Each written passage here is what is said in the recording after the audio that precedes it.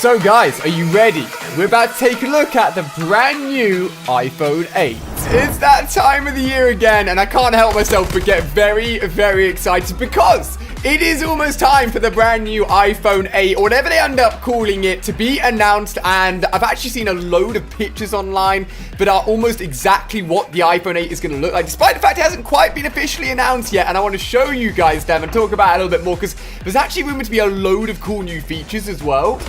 Now, you guys know me, like, I can't help but get suckered into the hype of a new iPhone. I don't use a MacBook or anything else Apple branded, to be honest with you guys, but when it comes to the iPhones, I just can't help myself. Almost every year, I pick up the new iPhone, and you'll see me doing unboxings on my second channel. I've done it almost every year, apart from last year, where I didn't really feel like there was a big enough improvement on a new iPhone to warrant me getting the new one. And I did eventually, only because my other iPhone broke, but that's not the point. The point here is that in just a few days' time, actually on September the 12th, so literally a few days away, Apple will be Apple will be hosting their yearly event, which always happens at the beginning of September when they talk about the new iPhone. And from what I've seen online and what I want to show you guys, it looks very exciting. And I can't help myself but get hyped for this, okay, guys? I just can't help myself. Now, nowadays, there's so many great phones on the market. I know a lot of you guys won't even have an iPhone, so I want to know, actually, down below, which phone do you have? Do you rock a Samsung Galaxy?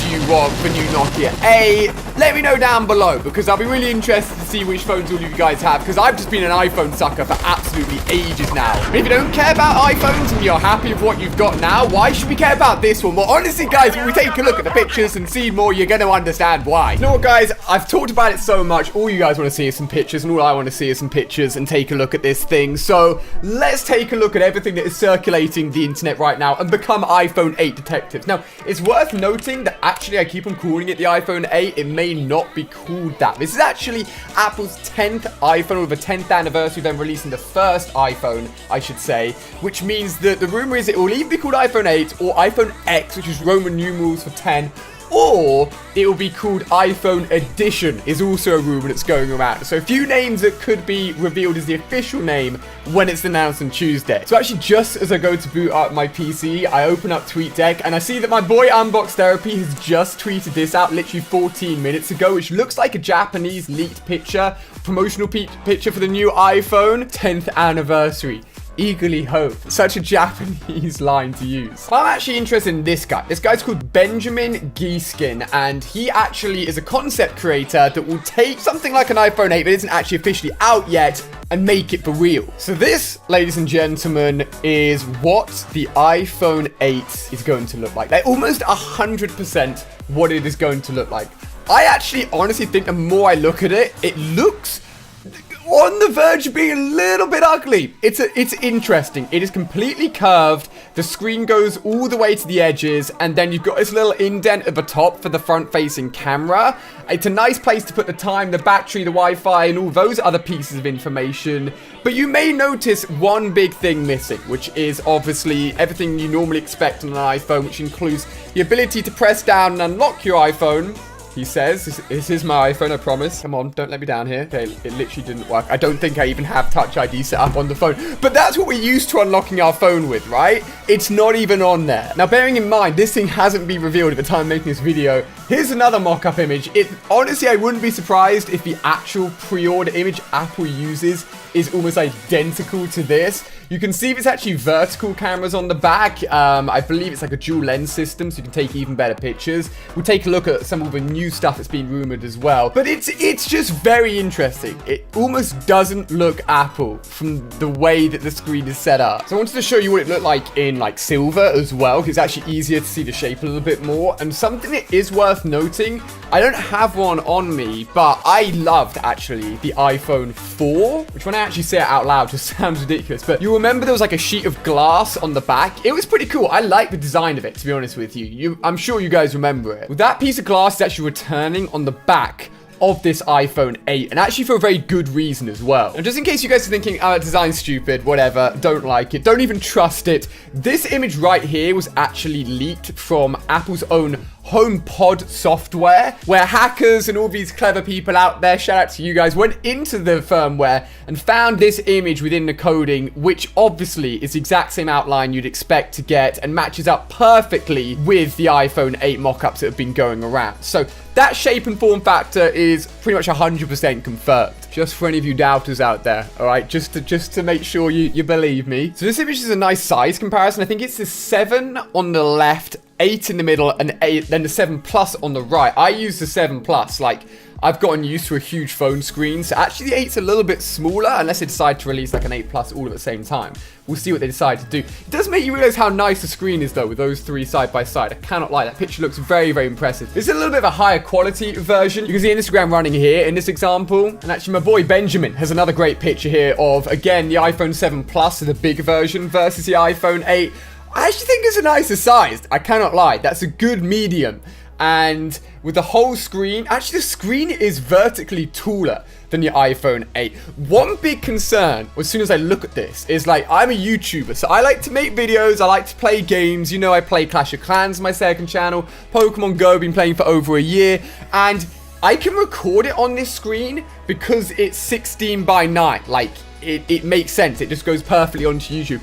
How the hell are you meant to record the iPhone 8 screen and make that work then in a YouTube video, which is, or any other screen, which is just a square or like a rectangle? Ali, come on, get your shapes right. I don't know how it's gonna work. Just one thing I'm a bit concerned about, cannot lie. So I found like this website with someone that's obviously gotten 2 mock-ups of the iPhone 8 and it's just taken some amazing pictures, comparing them with loads of other iPhone models, comparing them with each other.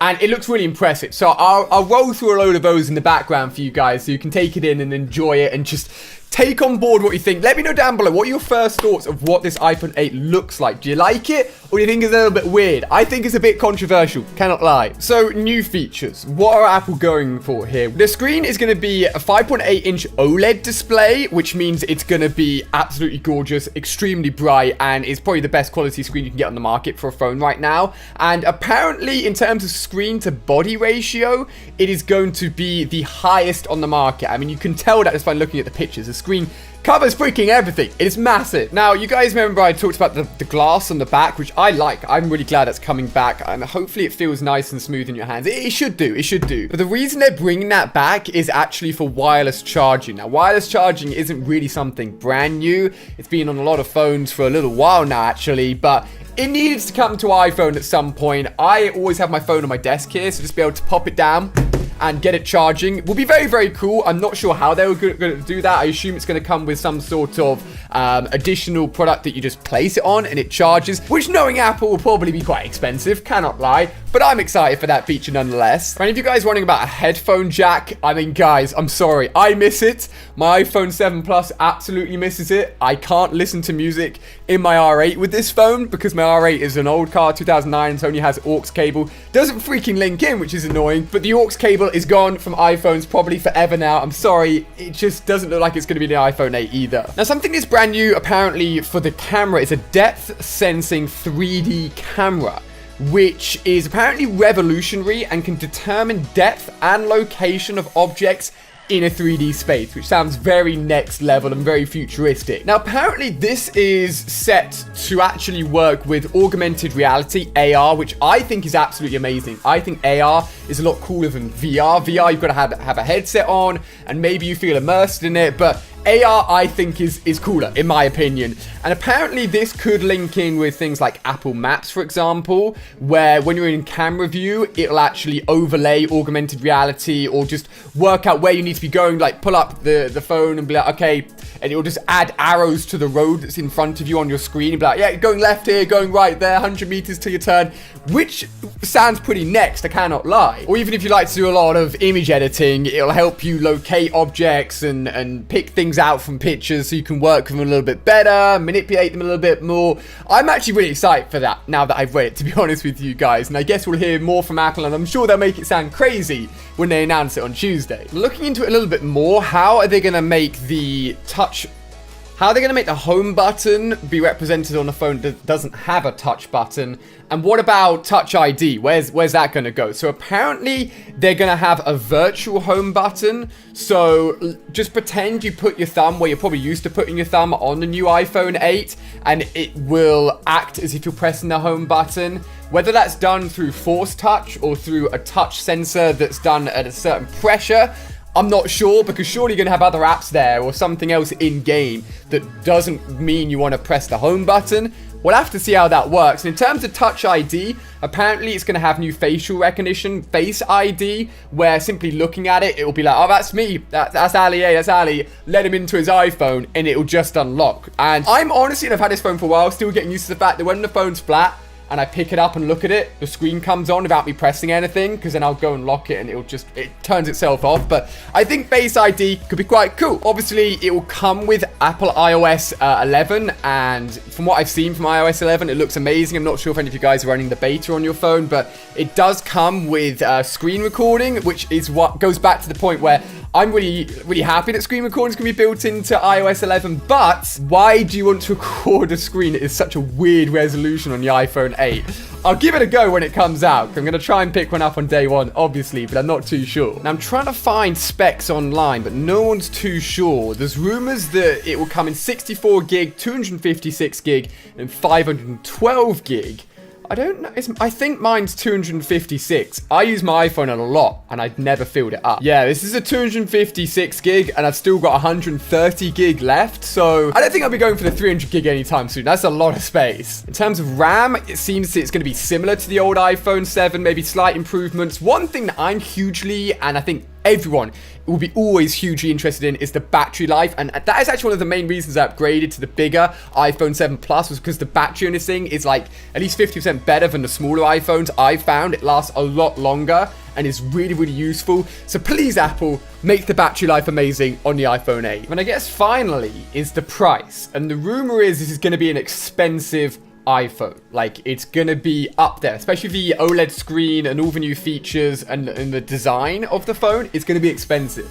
So if I go onto Apple's website now, here in the UK at least, okay, so the iPhone 7 Plus is about £720. What the hell?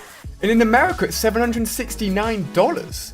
I guess the pound to dollar is kind of closer nowadays, but the rumors is the biggest, and be it 256 or 500, the biggest iPhone's gonna be about $1,000 to $1,200 for the iPhone 8.